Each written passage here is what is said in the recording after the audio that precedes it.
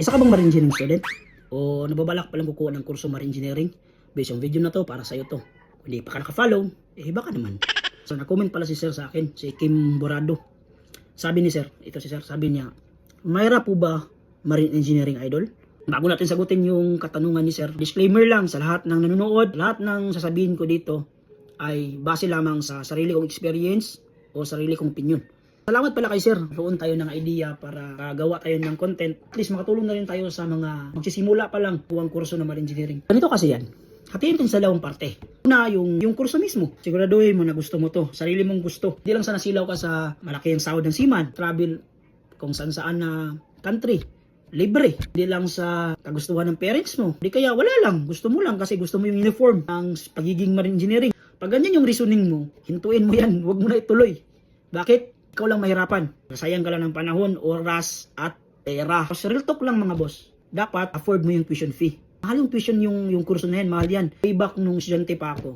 Mahal para sa akin yan kasi mahirap lang kami. Way back nung estudyante pa ako, nasa 30 plus yung tuition fee. Every semester yan. Hindi pa kasama yung allowance na yan. Yung mga projects, so ano pa yung mga gastusin dyan sa eskwelahan.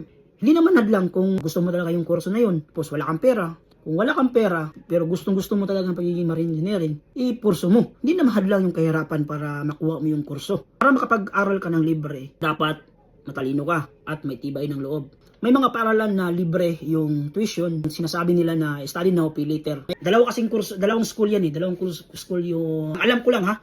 Una yung PMMA, pangalawa yung MAAP. Kagandahan kasi doon, pumupunta yung mga shipping companies doon, nagpapa-exam. Sa case ko, hindi naman ako nakapag-aral sa ganyang school. Kasi hindi ko rin alam yun dati. Yung kurso mismo, kung nasa college ka, hindi naman masyado mahirap yung kurso marine engineering. Lalo na kung hilig mo yung makina mismo.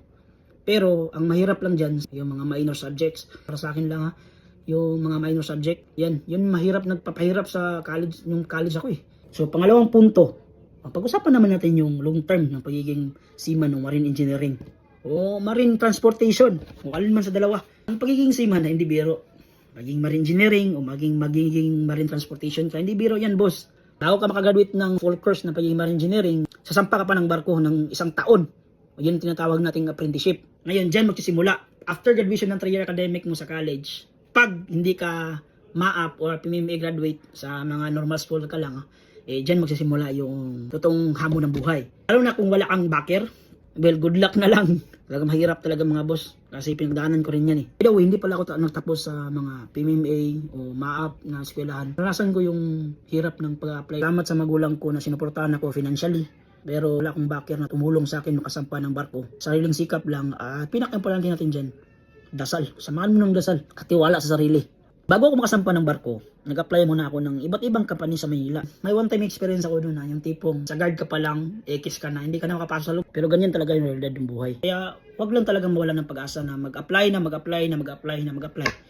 Kaya believe din ako sa mga seaman dyan na sumasampa ng international na ngayon, yung galing inter-island. Hirap din yun eh kasi meron ako mga kaibigan na nakasama sa barko na nagsimula sila sa pagiging inter-island. Kininto nila sa akin na walang sahod. Kahit nga allowance daw wala. Sabon nila sila pabibili. At tapos yung pagkain nila sabi niya ninanakaw pa. Kaya mahirap talaga 1 year ka magtiis nun. Tapos yung inter-island. Tapos yung iba meron pa akong nakasama na nagbayad sila para lang makapasok ng inter-island. Dahil nga walang tumatanggap sila sa international. Kasi yun nga walang backer. Talagang lakas yung determination at tibay ng loob. Isipin mo mga boss, ang pagiging seaman, oo malaki yung sahod. Malaki yung sahod ng seaman kung ikumpara mo dito sa lupa. Pero isipin nyo rin na ang laki ng sahod na yan, may katumbas na sakripisyo yan. Una, yung panahon na malayo ka sa pamilya mo. Isipin mo lahat ng panahon mo within 9 months or 1 year pagiging kadite mo, nandun ka sa barko. Hindi mo kasama ang pamilya mo, hindi mo kasama yung jowa mo, hindi mo kasama yung asawa mo, yung anak mo. Kaya mo ba yun? Dagdagan pa ng mga kupal na kasama. Kaya mo ba yun? Habaan yung pasensya mo. 100% yan mga boss na may makasama ka talagang kupal. Marami na akong beses na may nakasama ng ganyan. Kaya habaan mo talaga yung pasensya mo. Lawakan mo yung pag-iisip mo kasi may mga maliit talaga yung utak. Kaya mo ba yun? Isakripisyo yung panahon na birthday ng asawa mo, birthday ng anak mo, Pasko, bagong taon, wala ka. Malaking panahon na igugol mo sa pagiging seaman. Kaya may alon. Ang lalaki ang alon. 1 buwan na alon. May one time experience na ako ng 1 buwan na alon. 1 buwan din kaming nagbiyahe noon. 1 buwan din na alon. Abnormal yung tulog mo. Oo, malaki ng sahod yung seaman. Pero marami din kilalang malaking sahod na seaman na wala pa rin naipundar. Alam mo bakit? Wala sa laki ng sahod ng seaman yan.